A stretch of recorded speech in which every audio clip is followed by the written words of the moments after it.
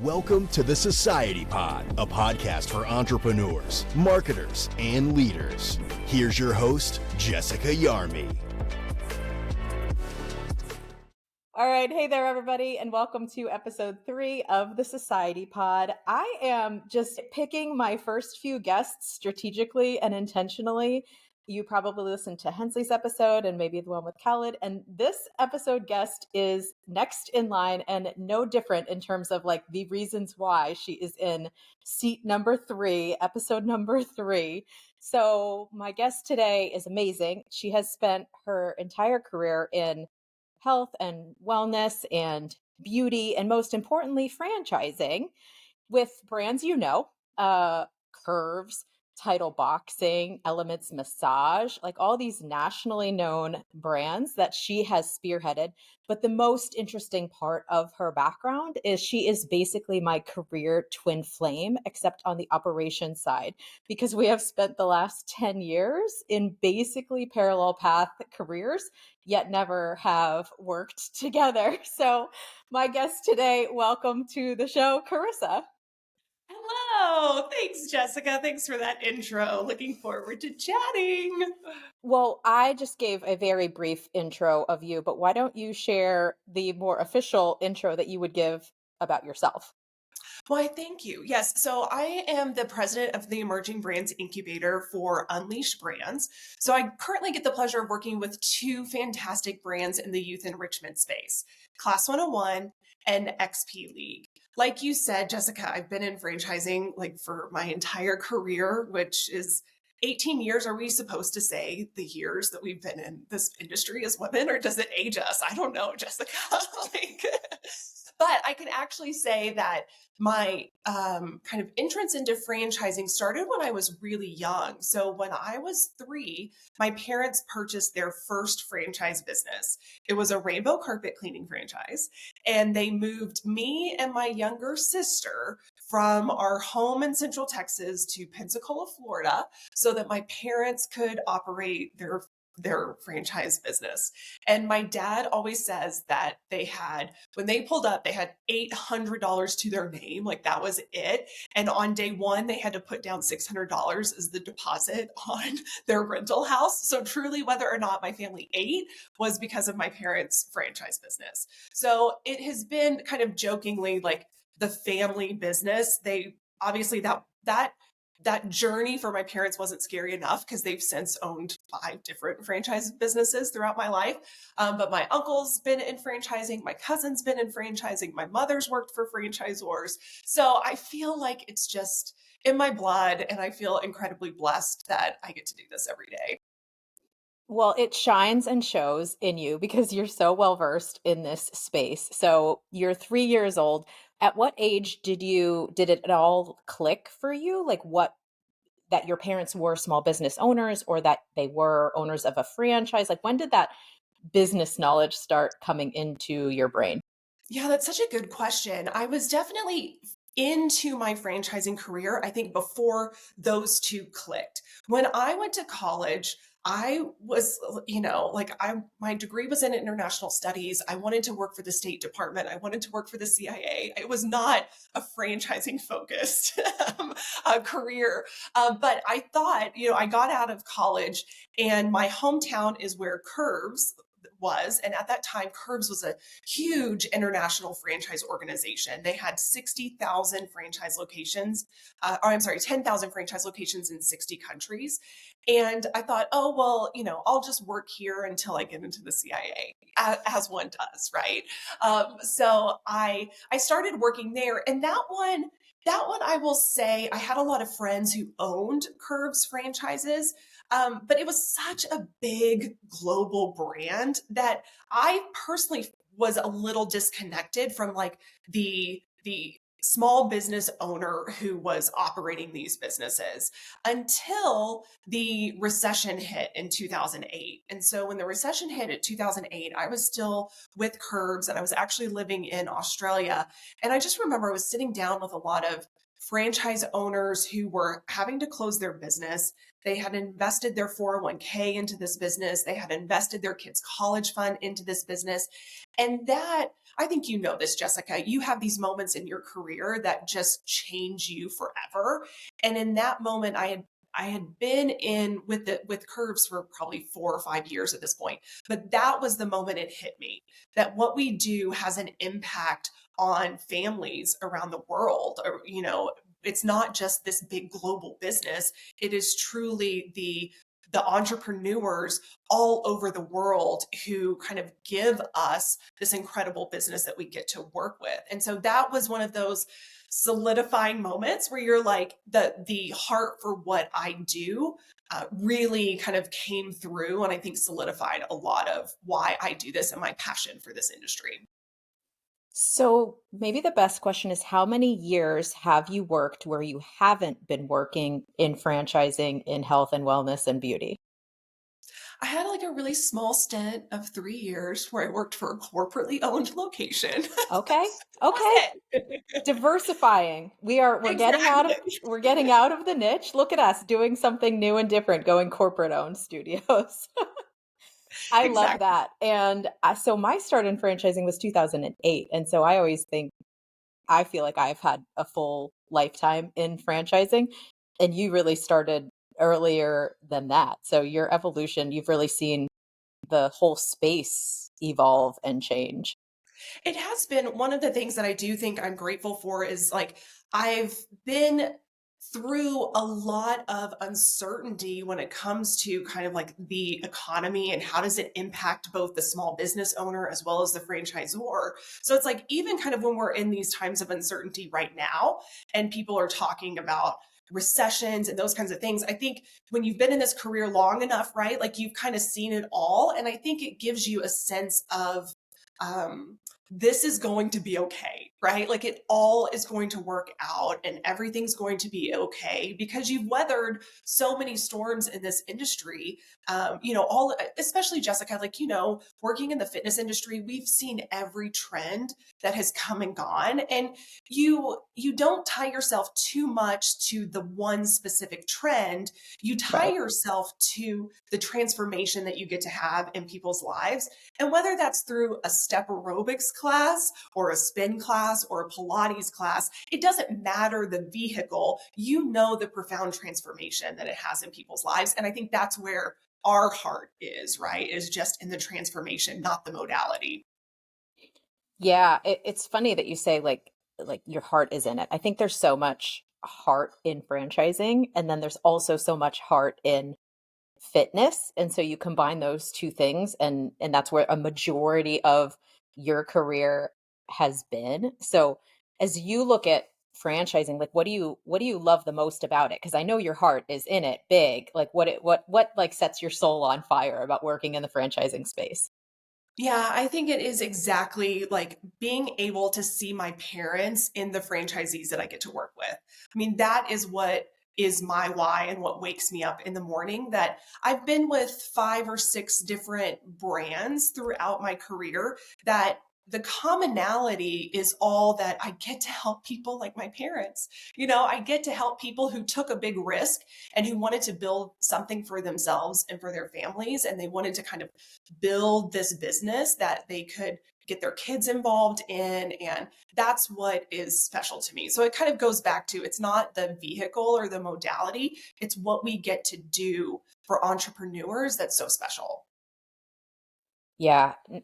Now as I'm entering this entrepreneurial phase of my journey and then also sitting in franchising and also sitting in all of these things, it's so big for me. It's just like that entrepreneurial drive, but then helping those who are trying to build. And I think that's one of the amazing things that come to life in franchising. As you look at the franchise space, what are the opportunities that you see? So we see the good side, like what are the opportunities that you see where collectively like the franchising world needs to be doing better? I think that there's always an opportunity outside of franchising, really. I mean, this is big, but I think there's always an opportunity for us to be able to put ourselves into the shoes of the franchisees. Because what's interesting about franchising is We run a similar business, but we run a different business than our franchisees, right? Like we have the responsibility to run a franchise organization. We don't actively meet with kids and do college planning, right? Like my class 101 franchisees do, but we work together in that. And so there's kind of this natural conflict to that because we're in the same business, but we operate different businesses. So I think there's always an opportunity for us to continue to put ourselves into our franchisees' shoes and make sure that we really understand what the day-to-day stress in their life is, where are the opportunities for us to really address some of the challenges or the struggles that they have when operating their business. Because at the end of the day, this is a relationship business. I mean, everybody in franchising will say that exact same thing is that the relationships that you build with your franchisees matter. And in building those relationships, trust matters, respect matters, communication, showing integrity, showing up when you say you're going to show up. And again, that's why I say this is much bigger than franchising. Like we could all use these valuable lessons in how we show up for our partners, our spouses, our kids, whatever it is. But I think there's always that opportunity for us to, as the franchisor, to stay really connected to what is the daily life of our franchisee look like? Where are their pain points? Where, how can we create solutions that make their daily business more efficient? I I honestly, I always hear kind of my parents' voice, as franchisees, I've heard them complain about corporate a lot, as you can imagine, Jessica. So I always think through, I kind of have this filter of like when I'm going to kick off some initiative or roll out some project or put a project plan together, I can't help but hear my parents' voice about like what's really valuable to them and the fluff that they need to get rid of and why they didn't communicate this ahead of time. And, so I kind of always have this filter of like listening to how my parents as franchisees experience interactions with the franchisor. And like, it's never a perfect relationship and I'm never going to have a perfect relationship with my franchisees, but I can do my part to be intentional about building the relationship, communicating well, building trust, treating people with respect. Those things are incredibly important and always where our opportunities lie. Yeah, the dynamic between franchisor and franchisee is just amazing. I had one of my old franchisees who I'm still connected with to this day, and we get along great. He commented recently that publicly, I never really liked you when you were CMO, but I love that you have like grown and evolved over time. And it's just hysterical because it's like, did you not like me at the time because of just the franchisor franchisee dynamic? And there's just that like give and take, or there's that pressure because I'm still the same person today that I was then. But it's just I think oftentimes you're maybe coming at it from two different goals. And I think what you're saying is like, let's be pursuing the same goal and let's like over communicate how we're going to get to that goal together so that there isn't that divide. Is that a good summary of where you're coming from? Absolutely. And it is a common goal, but to your point, you're always, trying to achieve that goal from a different perspective. And so I think it is just kind of valuing each other's diverse perspective. You don't have to be approaching it the exact same way. There's multiple ways, like there's multiple ways to get towards the goal. And there's different ways that it can be done. And it's just having that kind of respect that the franchisor is trying to accomplish certain things and the franchisee is trying to accomplish certain things. And I love that comment that I didn't really like you as the franchisor because it is unfortunately a natural us versus them kind Yeah. of mentality. And I personally have been in roles where I've been like a field coach, a franchise business consultant, that kind of field role. And I know that it strikes fear when I email you and say, hey, I'd like to schedule a visit and come on site. I know that not everyone is embracing me with open arms, and Yeah. I know that there can be a little bit of hesitation when you're inviting corporate in. But again, I think as long as there's just this understanding that we're people, we're working towards the same goal, we're doing our best, and we treat each other with respect. And we really try to understand how the franchisee feels when we send this email or when we kick off this initiative and how that impacts them. And we speak to that, we always have to be speaking to where what is in the franchisee's best interest, right? Because people don't, my mother always taught me this, like, what is it? The Franklin Covey principle. It's like, people don't care how much you know until they know how much you care. And so I Mm-hmm. think we sometimes can come off as the franchisor really just guns a-blazing with our goals. And here's what we want to accomplish. And here's our big initiatives. But we have to make sure that the franchisee knows how that translates to them and the positive impacts that come from them. So we always just have to be thinking through, we're marching in the same way. And I have a responsibility to help, kind of help explain how this benefits you. And as an honest kind of checkpoint for us in this industry, Jessica, we should be looking at our goals and saying, well, if it doesn't positively impact the franchisee, should we even be doing this? Which I Yeah. do think sometimes I've been guilty of. You've got an initiative, you have to roll it out, and the franchisee's benefit is almost kind of lost in the bigger goal. Yeah.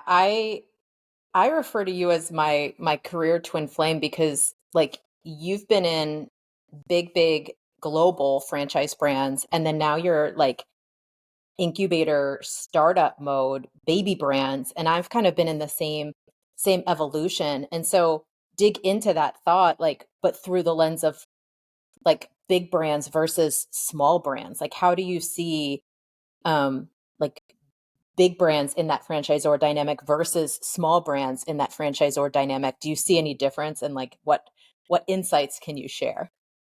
Yes. Yes. But wait, I have to ask you a question first. Do you have a favorite, like a bigger brand versus an emerging brand?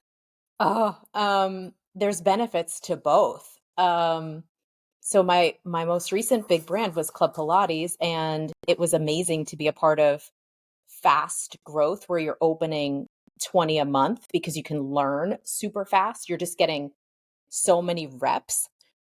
But then when you're starting from zero, you're starting from I can build this in the way that I want to build it. And I can pick early owners who are really going to be the right partners and impactful. But would I want to open 20 a month in March? Yes. So I think there's pros and cons. And as a franchisor, I feel like your level of support is different because you're in different phases and I think there's it's a different game that you start to play when you're in the let's say even like 40 studios and up. Your role as a franchisor is a little bit different. Whereas like small brands, you are really in that partnership seat. And I think we always say like franchisees, you're partners, but at some point you lose the impact as a franchisee when you're in a 600 location brand or you were in Curve. So you said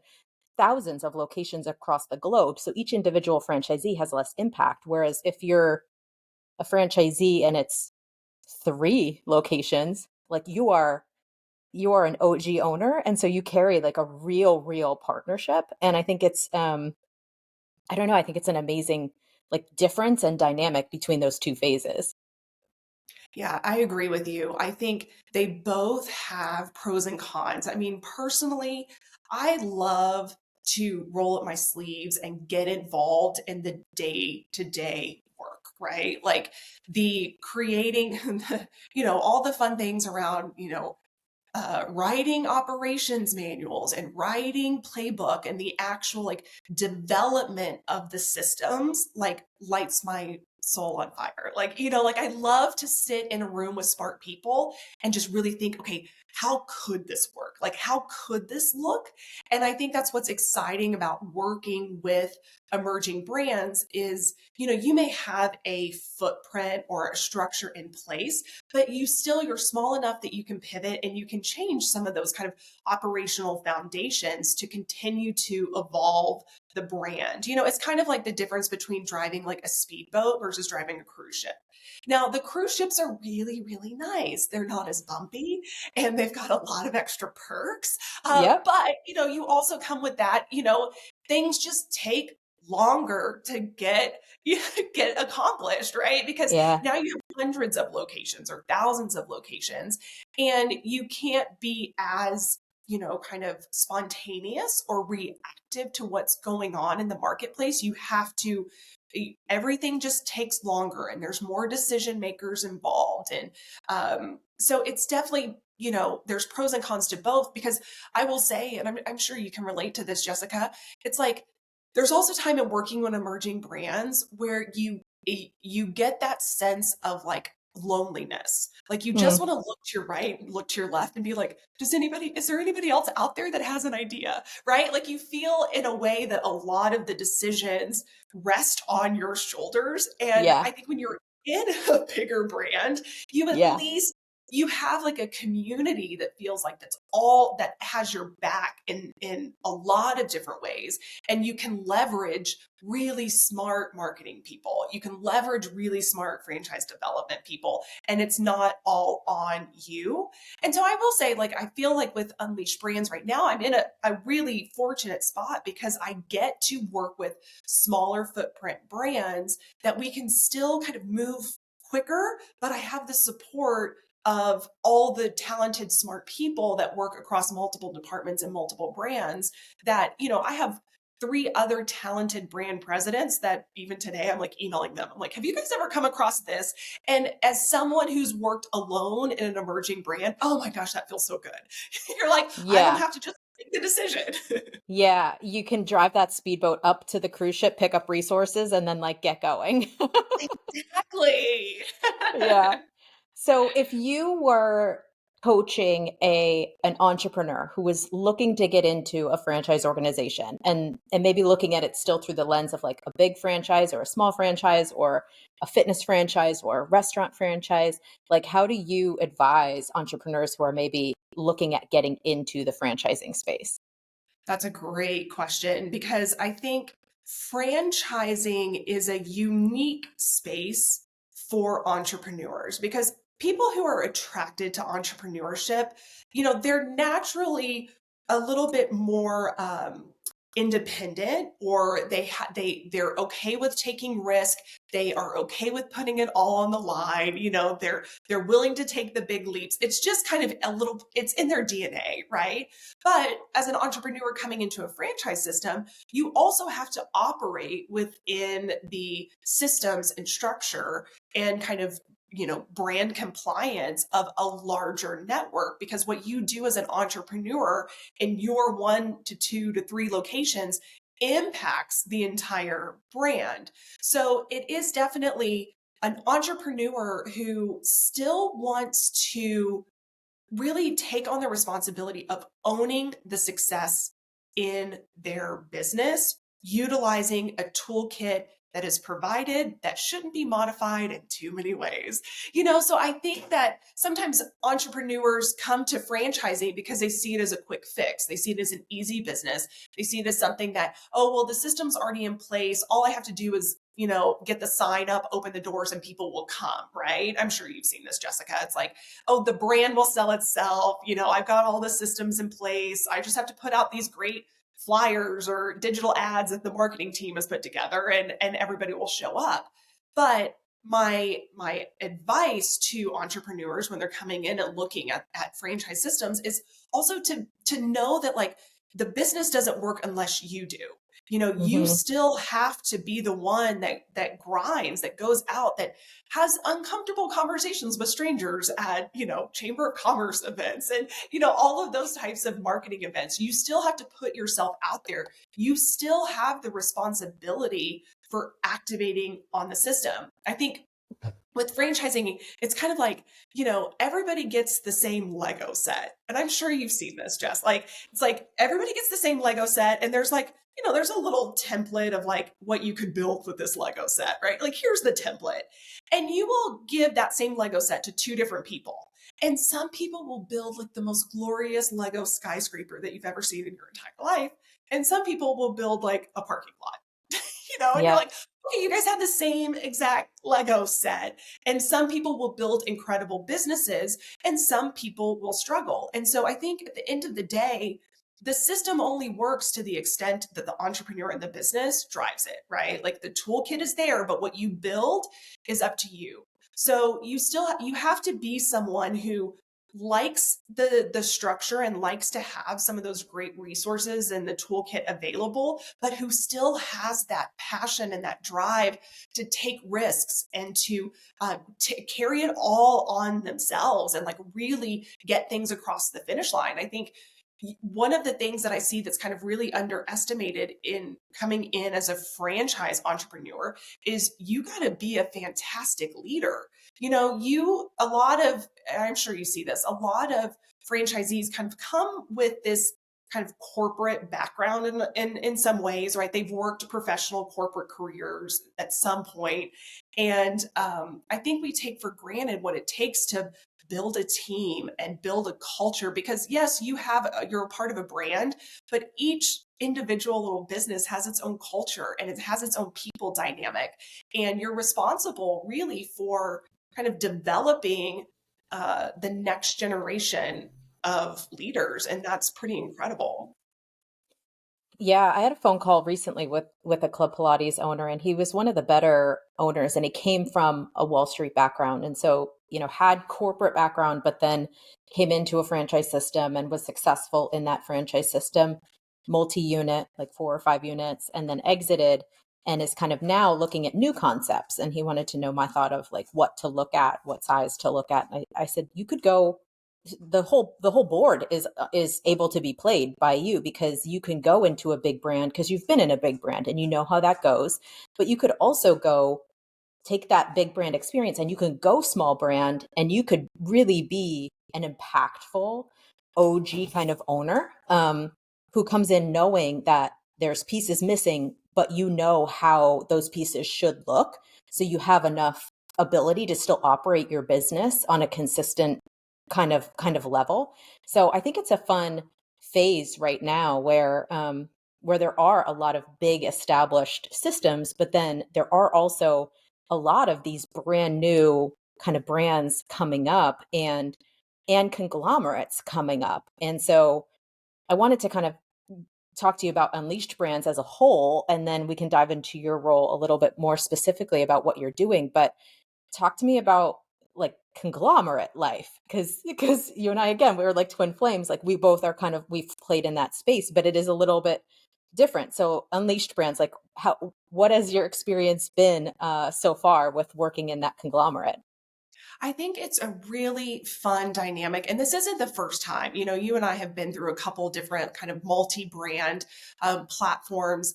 And one of the things that's really great about Unleashed Brands is that they're able to serve kids at any age throughout their journey with the now seven different brands that they own. So we can help kids all the way through the little gym up to what we do at Class 101, which is preparing them for their high school journey. And then all the other brands kind of fit on this really great Candyland kind of map of how we can serve all of the kids at the different ages throughout their growth. So I think that's something that's really unique. And the CEO, Michael Browning, has this great vision about how, even for franchisees, how incredibly helpful that is because you can own multiple brands inside of the same platform. And so you could be, diversifying your own revenue and diversifying your own portfolio by, helping kids when they start off young in their journey, all the way up through Class 101, helping them get into college. So it's definitely it's a fun environment to be around all of those different brands because selfishly, as someone who works inside of the brands, you get to ideate with a lot of other really smart people and hear about what the other brands are doing. So if someone's innovating with one of our brands, Snapology, I can figure out a way to make something like that model work for XP League, for example.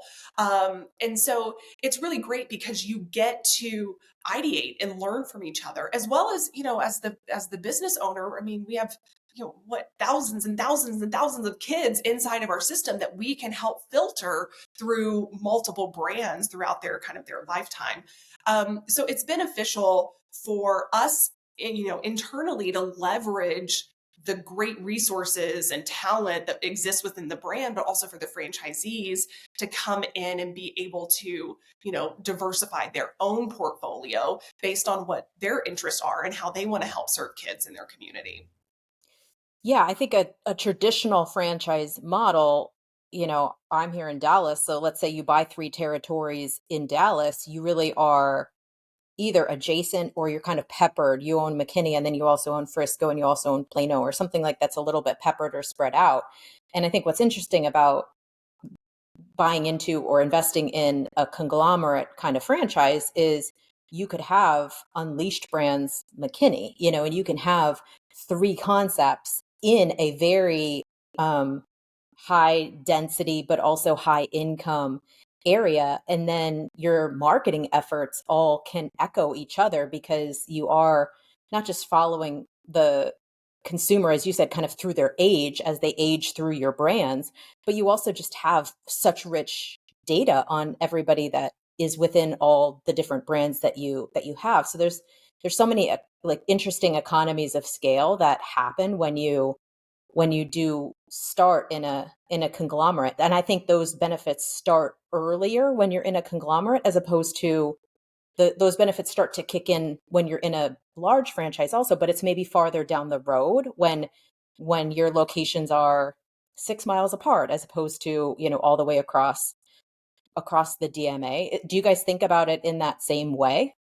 Absolutely. Absolutely. And speaking of economies of scale, I mean, with the great brands that Unleashed Brands has, I mean, you could have them under one roof and pay one rent, and in Mhm. some cases, many of your skilled, employees could help across multiple brands. If you've hired an educator to help with ACT or SAT test prep, guess what? They probably also know some STEM and they could help with Snapology. And so you can leverage your resources across multiple brands in the same location, not even your same territory, right? But in your same literal building, Yeah. which I think is really great. Is we have urban airs that have XP leagues and Snapologies inside of them because they already have the real estate. You might as well leverage again kids coming and being exposed to your brands at different ages with different interests, and you can really meet a much broader kind of client base with what you were saying, Jessica, that was your marketer hat, like all of the consumer trends and data, right, that you have Hmm.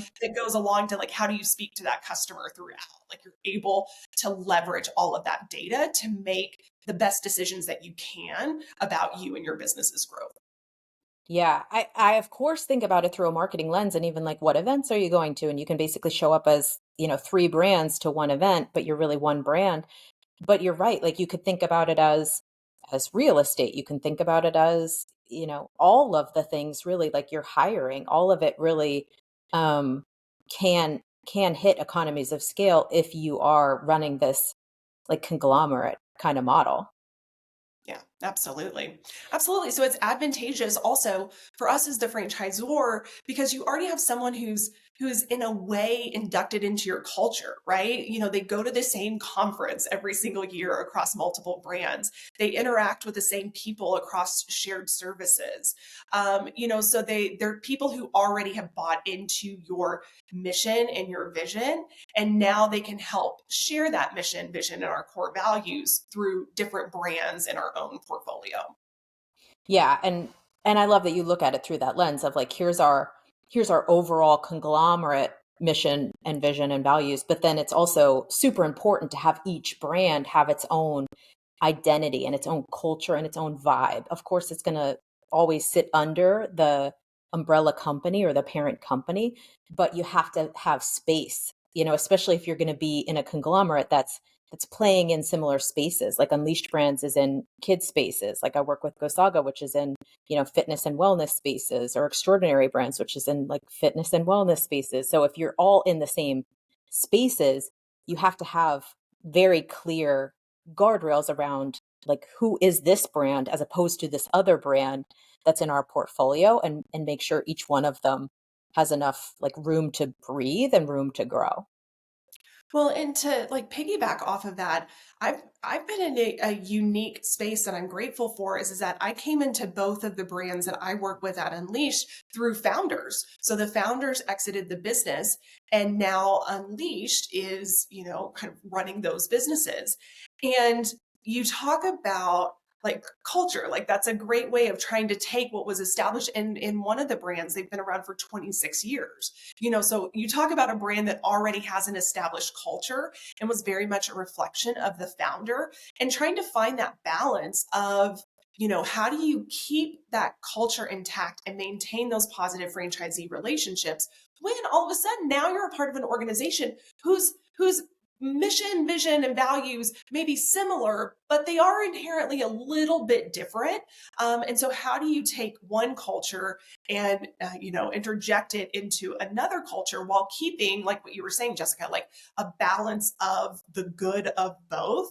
And so I feel very fortunate because, again, I'm someone who's always just trying to think of how do I put myself in the franchisee's shoes and understand how does the change of a founder leaving, a bigger organization coming in. And I always try to remind myself, like, at the end of the day, like, we're people. Organizations are built on people. Mission statements, visions, values, they're all executed on a daily basis by people. Yep. And just keeping ourselves aligned and really focused on the people who are a part of our brand, and that they feel heard, and that, there's great relationships that are built and they have all the tools that they need to be successful. Yeah.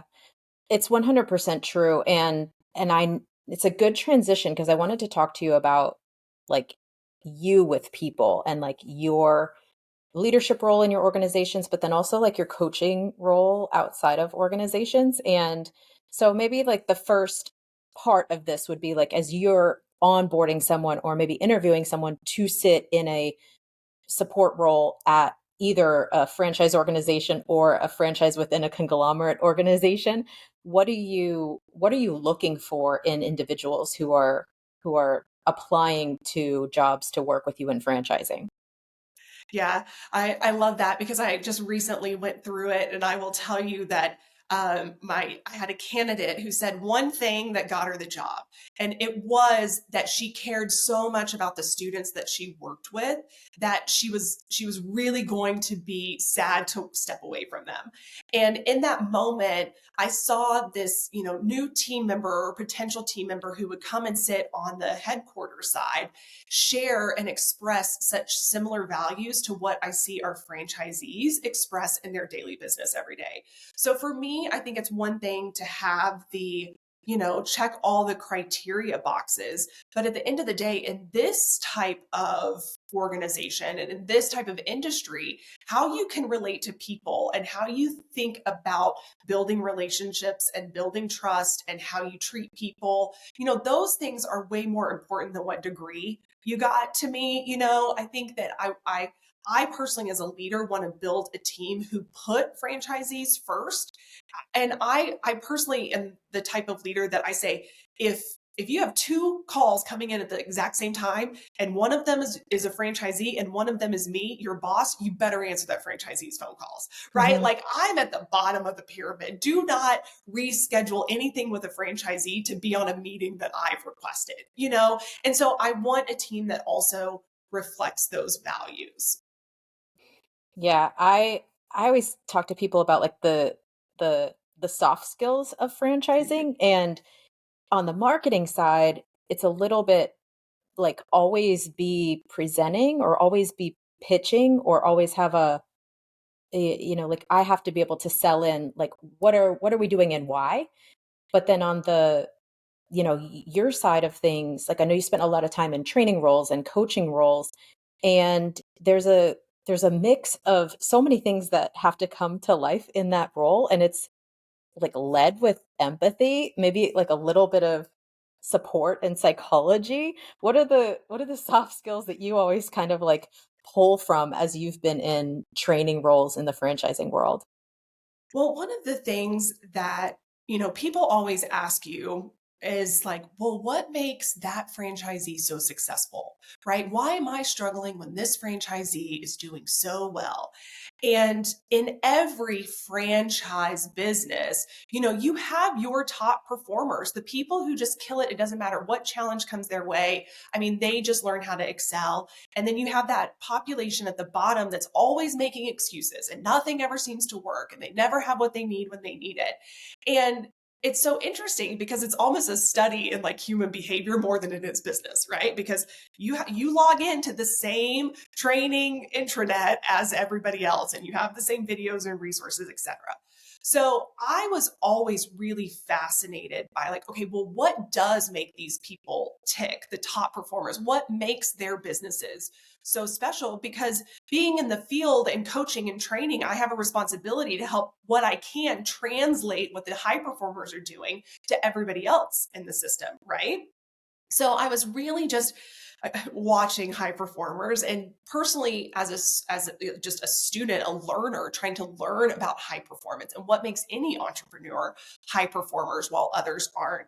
And at the end of the day, for me, my assessment was it really is just the mindset of the people at the top, because the franchise owner creates a culture that then the managers reinforce and replicate, and that impacts every single person who works inside of that business, no matter how large or small the organization is. I mean, we guys know that like the leader sets the tone, and the mindset of the leader and the mindset of the business owner is either going to drive that business forward or lead it to, closure or whatever the next step is.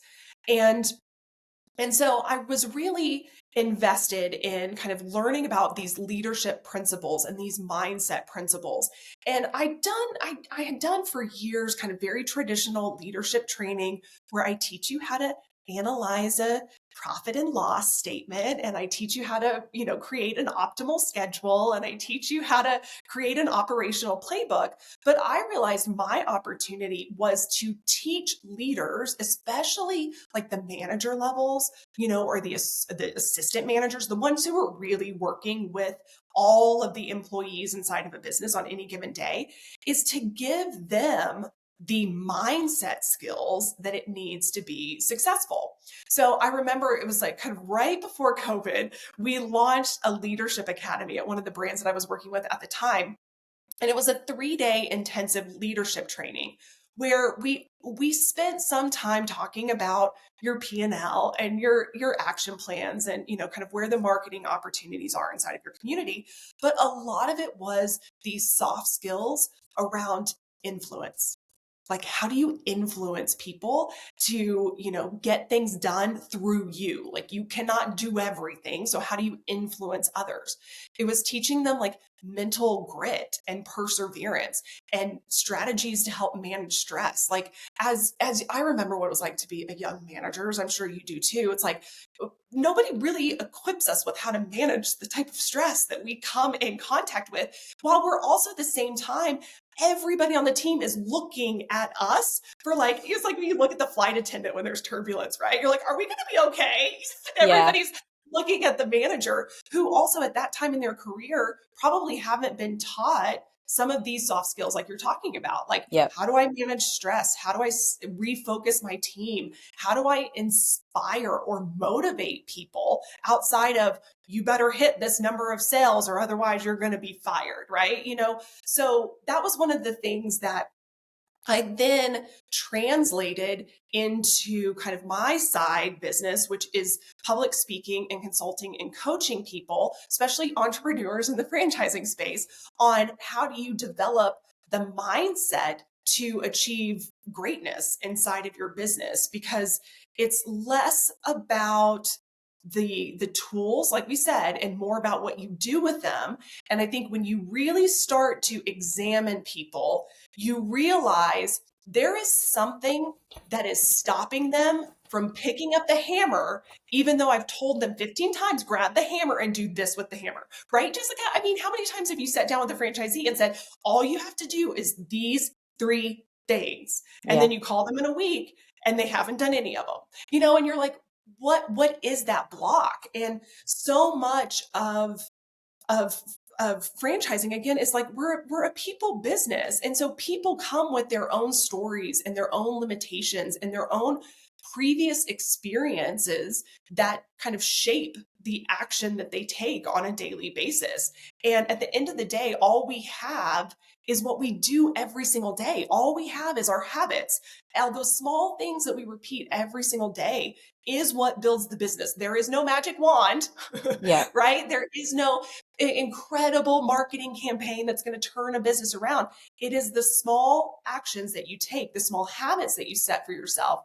And so Yeah. how do we equip entrepreneurs with the habits that they need to be great leaders, be great business owners, and overcome their own crap, right? Their own stories and their Yeah. own limitations. I was just at Aspire yesterday and I was listening to Jeff Fenster talk about how he's vertically integrated across Everbowl.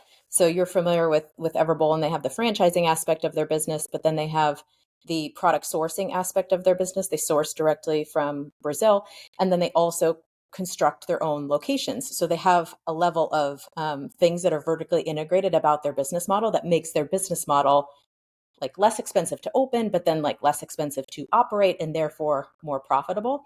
And as you're talking, I'm thinking, and you can take this idea to Unleash Brands and you can claim it as your own. Why wouldn't we have, like, you have how many brands in Unleashed Brands? Like 8 now? 7. 7? So like take your 7 brands, and we have 7 brands, and then you have Unleashed Brands at the top, but like put a leadership and education layer in between and have it be to those soft skills that apply to every single brand. Because I think you're so right that like we go into GM training, like general manager training, and we're like, here's all the operational things that you need to do to run a successful business. And we skip over the most important part of, how to be a leader. We have 23-year-olds in leadership roles and we're not giving them leadership training. Like, we just have an operations manual and here's how to, track the payroll for your team. Meanwhile, they've never run a team. And I think about my own experience and how my leadership, even at 30, was still lacking. And we're asking them to do so much and not training to those things. But it is something that is scalable across all of the brands because it is skills that like apply across everything and anything. So you can take that. That's free of charge for you and Michael at Unleash Brands. Thank you. I will take it. And you know what? I think that one thing that we can never neglect is I think, again, as franchisors, we get so focused on the franchisee's business and we go, we need to create leadership training for you. And we need to train you as a franchise owner and your GMs. And I think sometimes also we got to put a mirror up to ourselves and train ourselves, right? Absolutely. Because Yeah. it's just like it starts with the franchise owner inside of the franchise business, it starts with us and our leadership team on the franchisor level that creates the culture and sets the expectations and builds the relationships that I think it's so easy for both parties to point the finger at each other, right? Well, you need to do more of this. No, you need to do more of this. That I think anything that we put out for the franchisees, we need to be willing to train ourselves on as well. Yeah, absolutely. Absolutely. So it can be all of the above. And I just give you tons of like kudos for all of the work you do in that space, not just helping others, but also just pushing yourself and not being static and just continuing to learn and to grow and be the best that you can be as a franchise support resource and just as an amazing person. So um all the positive aside, I'm big on like comeback season, and I think in a way like a lot of my brightest moments are fueled by a lot of my darkest moments. And I want you to take us to like a point where you were low, and when was it, where was it, like why was it, and then what did you do to get out of that point to like get back to like doing amazing things and feeling amazing. Well, every day is a journey. So, if you don't feel amazing every day, that's okay. I'm glad that you asked that because it is so oftentimes we just share the success stories and the wins that we've had in our career. And that's what we want to highlight when someone asks us, we just want to talk about the good. But as you know, Jessica, like so much of who we are gets shaped in those moments when things don't go well. So I left a company and took on a role as a president. It was the first president role, and it was for a small emerging brands. And I relocated from Denver out to North Carolina. So I like moved my life for this role that lasted a whopping 6 months. And then I was out of the role, and the company kind of they stopped franchising it, and they hit some roadblocks. And so then I was sitting there, and I'd been in this role for 6 months, and I loved the role. And that was what was hard too, is I loved my team and I loved the concept. And then I was sitting there in North Carolina, and you have these moments where you're like, why did I do this? Right? Like, why did did I try to reach too big? And was I not ready for the role? Or was it not the right move? Right? You regret every single decision that you've made, because now you're sitting unemployed in a state I didn't want to be in. I'd only been there for 6 months. And the worst part is like every time I would come and go from the house, I had to drive by the old office, right? So it was like a constant daily reminder of what felt like of my failure. Yeah. And so I was, um, I was luckily for me, like, and this is how I feel like we're always so supported is that, you're trying to find these jobs, and you feel like in the thousands of applications that you submit, you're like, no, I'm never going to find a job. But people who have been a part of your life, like, come out of the woodwork to support you. I know that you've experienced this. And Yeah. one of the blessings of really the last couple of years was, I had a former boss from my time at Extend Bar. Her name is Andrea Rogers, and she was one of those people that I feel like as a leader has had one of the most positive impacts on my life. If you were to interview me for a job and you'd be like, what was your favorite job and why? I would always refer back to that job at Extend Bar, Yeah. and working with Andrea, because I had so much respect for her as a leader. And that team, it was like 5 women just like rolling up our sleeves and getting things done and trying to help people and build this business. And I loved it. And I hadn't really connected with Andrea for years. And she kind of just reached out of the blue and said, hey, I've got this project and I needed some help. And you were the first person who came to mind because I loved working with you and I love how you could help us with this project. And so over the course of the year, I had more people step up who I'd built relationships with say, hey, I'm looking for a consultant who could build out this curriculum. Hey, we're looking for a public speaker to come and speak at our conference. Can you do that? And so I had all of these opportunities that came from the relationships that I had built with people. And so I think it was such a great reminder that, again, your life doesn't happen in these big swoops, or there isn't a magic wand that makes your career prosperous and always prosperous. And there's never just like one wand that knocks you off your feet and you're permanently gone. Like, it's never like that. There's the highs and the lows of the journey, and it is ultimately about the relationships that you built with people in your life and how you showed up every single day and how you busted your butt and you worked late and you got things done. That really has an impact on people, to the point that, I started working for Unleashed during the year, and my partner Nate and I were kind of reflecting at the end of the year, and we were saying like, okay, what are you grateful for this year? And you would think on the outside looking in, I'd be grateful that I got a job and I love what I do. And after, 9 months of not being employed full time, that I'd be like, the best thing was I got a job and it's all going to be okay. But that was not the thing I was grateful for. I was more grateful, as I reflected on 2023, that I had gone through what I had gone through, that I had the loss of the job, but that I was okay and that people supported me. And that what I learned about myself during that time was like, I'm strong, I'm tough, like I can do things. And I needed to almost be reminded that I can do hard things and I can get through things. And just what I've given out to people is ultimately, in my time of need, what people gave back to me.